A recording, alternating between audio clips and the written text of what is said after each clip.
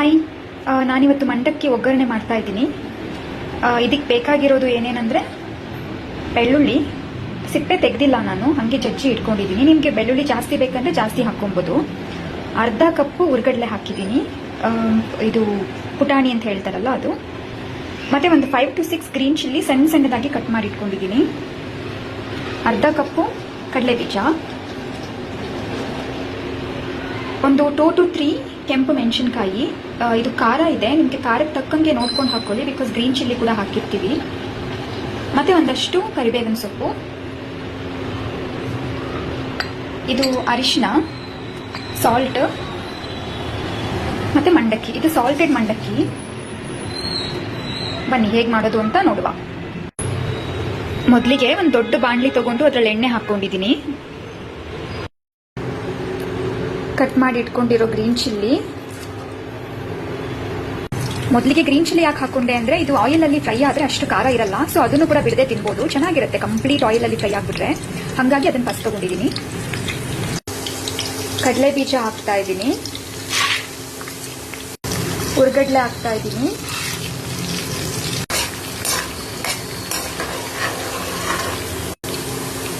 ಬೆಳ್ಳುಳ್ಳಿ, ಅರ್ಧ ಸ್ಪೂನು ಅರಿಶಿನ,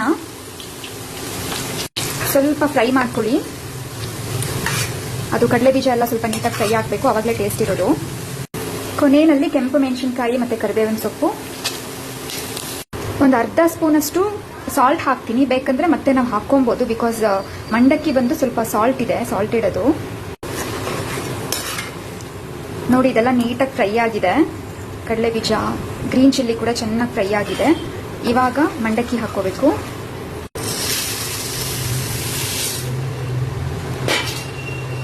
ಒಂದು ರೌಂಡ್ ಮಿಕ್ಸ್ ಮಾಡ್ಕೊಳ್ಳಿ ನೀಟಾಗಿ ಮಿಕ್ಸ್ ಮಾಡಿದ್ದಾಯ್ತು. ನೋಡಿ ಈ ತರ ಆಗಿದೆ. ಆಕ್ಚುಲಿ ನಾನು ಸಾಲ್ಟ್ ಕೂಡ ನೋಡಿದೆ, ಸಾಲ್ಟ್ ಬೇಕಾಗಿಲ್ಲ ಇವಾಗ, ಬಿಕಾಸ್ ಮಂಡಕ್ಕಿನೇ ಸ್ವಲ್ಪ ಸಾಲ್ಟೆಡ್ ಇತ್ತಲ್ಲ, ಕರೆಕ್ಟ್ ಆಗಿದೆ.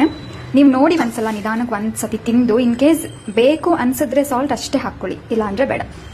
ಆಕ್ಚುಲಿ ಇದಕ್ಕೆ ಬಾದಾಮಿ, ಗೋಡಂಬಿ ಮತ್ತೆ ಒಣ ಕೊಬ್ಬರಿನ ಸಣ್ಣ ಪೀಸ್ ಮಾಡಿ ಕೂಡ ಹಾಕ್ಕೊಂತಾರೆ ಫ್ರೈ ಮಾಡಿಕೊಂಡು. ಬಟ್ ನಾನು ಅದು ಯಾವುದೂ ಹಾಕಿಲ್ಲ ಸದ್ಯಕ್ಕೆ. ನಿಮ್ಗೆ ಬೇಕಂದ್ರೆ ನೀವು ಅದನ್ನ ಆ್ಯಡ್ ಮಾಡ್ಕೊಬೋದು. ಇದು ನನಗೆ ಗೊತ್ತಿರೋ ರೆಸಿಪಿ. ನಿಮಗೆ ಏನಾದರೂ ಬೇರೆ ಥರ ಮಾಡ್ಬೋದು ಅಂತ ಅನ್ಸಿದ್ರೆ ದಯವಿಟ್ಟು ಕಮೆಂಟ್ ಮಾಡಿ ನನಗೆ. ಸೊ ಫೈನಲಿ ಮಂಡಕ್ಕಿ ರೆಡಿ ಆಗಿದೆ. ಇದನ್ನ ಕಂಪ್ಲೀಟ್ ತಣ್ಣಗೆ ಮಾಡಿ ಒಂದು ಕವರಲ್ಲಿ ಇಲ್ಲ ಏರ್ ಟೈಟ್ ಡಬ್ಬದಲ್ಲಿ ಹಾಕಿಟ್ಕೊಂಡ್ರೆ ಯಾವಾಗ ಬೇಕು ಅನ್ಸುತ್ತೋ ಟೀ ಟೈಮಲ್ಲಿ ಎಲ್ಲ ತಿನ್ಬೋದು. ಹೇಗಿತ್ತು ಅಂತ ಒಂದ್ಸತಿ ಕಮೆಂಟ್ ಮಾಡಿ ನನಗೆ. Thank you.